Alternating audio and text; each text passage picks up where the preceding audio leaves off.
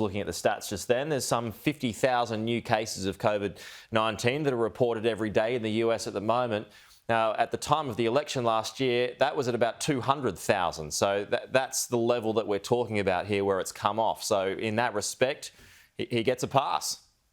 Well, yeah, I mean, I think anybody would have been better than Donald Trump. Donald Trump simply ignored it at the end. He was indifferent to the suffering and to the numbers.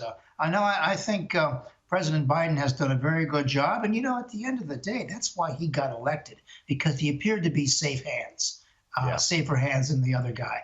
And so I think Americans deep down voted for this particular guy. And, he won by 8 million votes. I don't know if that's a mandate to do whatever he wants to do.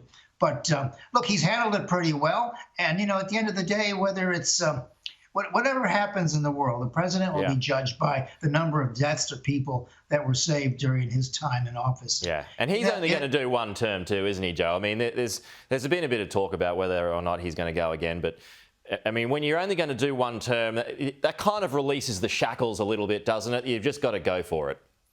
Well, yes, he is going to do one term. I mean, it's obvious for physical and physiological reasons. You could see that I don't think he can handle 2 terms. The trouble is this, though, Pete.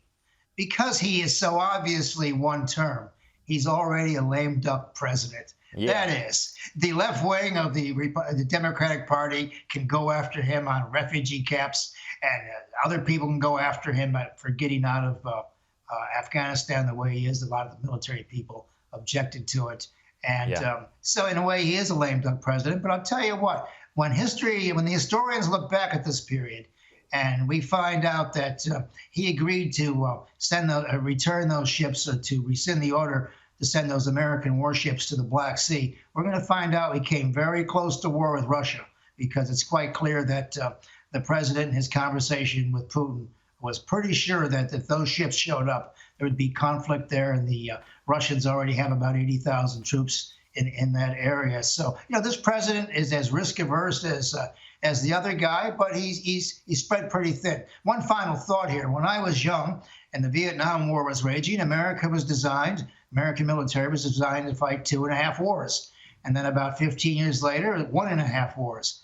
Do you think the United States today can really fight Iran, Russia, China, and the whole world at once? Not really. I think they're prepared for about one war. Well, they can't afford them. Wars are expensive, and to Donald Trump's credit, he didn't get into any new wars because it's bad for the economy.